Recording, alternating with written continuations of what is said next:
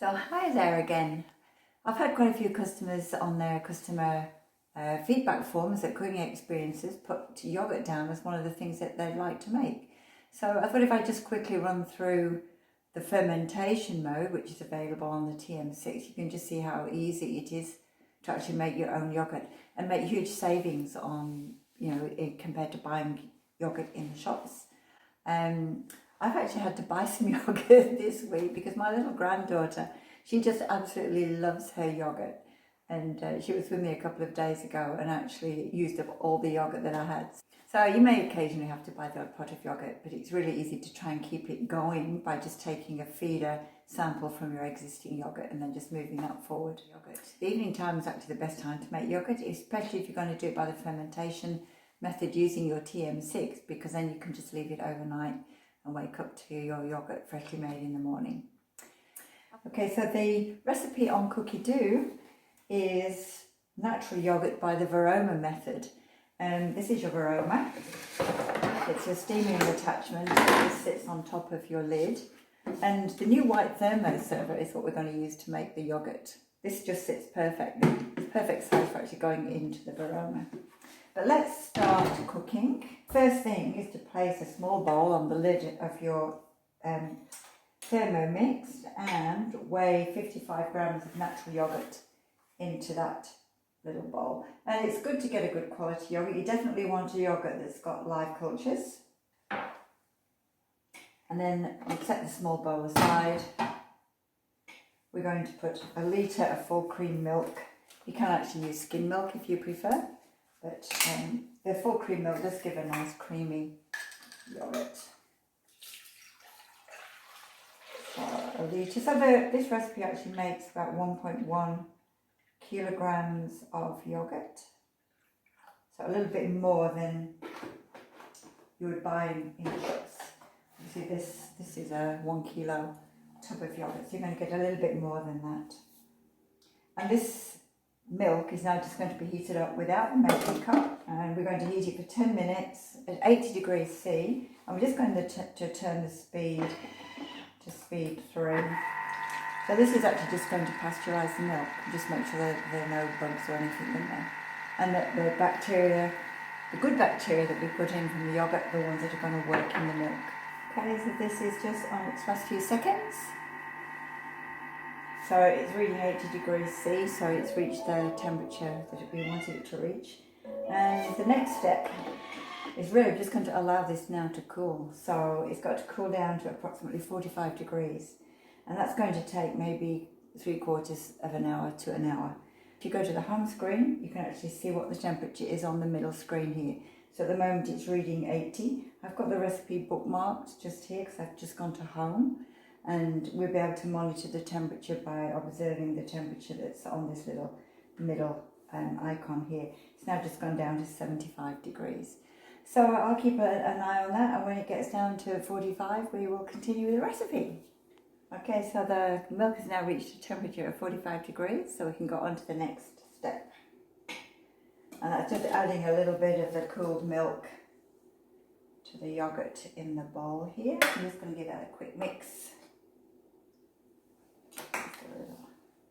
Just mix that together, and then we're going to add this yoghurt mixture back into the bowl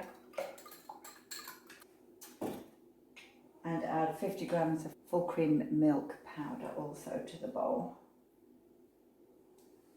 It's worth getting a good quality milk powder. Quality of the yoghurt always reflects the quality of the ingredients that you put in it.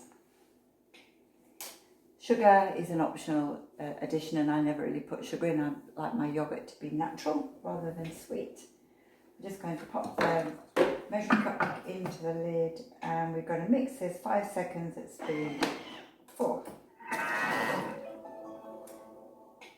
Next, we're just going to transfer the milk yoghurt mixture into our thermo server. Just pour this directly into the thermo server. It's going to very quickly rinse the Thermomix bowl.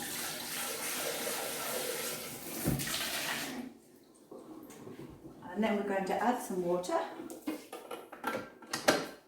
250 grams of water. I'm going to add some lemon juice just to prevent the bowl from discolouring. 30 grams-ish of lemon juice. We're going to place the aroma dish on top of the lid. Pop our thermo server into the dish here. And we're just going to start the fermentation mode. I bet that's better. So we've got 10 hours. It's going to heat the water in the bowl to 70 degrees and just ferment. So the 70-degree temperature in here just incubates the yogurt mixture at the perfect temperature for fermentation to take place, 37 to 40 degrees. So that's just going to do its own thing overnight, and in the morning we'll have some beautiful fresh yogurt, which I will show you. So here we are, the morning after the night before. We've had our yogurt fermenting overnight in the Varoma. The program has just about finished. So I'll just take a look, see what we've got. Take our little white thermo server out. So say this is perfect size for fitting into the Varoma. A little bit of condensation. Oh, wow. So here we have about 1100 grams, it might be interesting to weigh it actually, of wonderful pot sec yogurt. So I can actually either leave it in the thermo server, pop the lid on and put it into the fridge, or I was actually thinking of using one of my new pots that I got from the mix shop.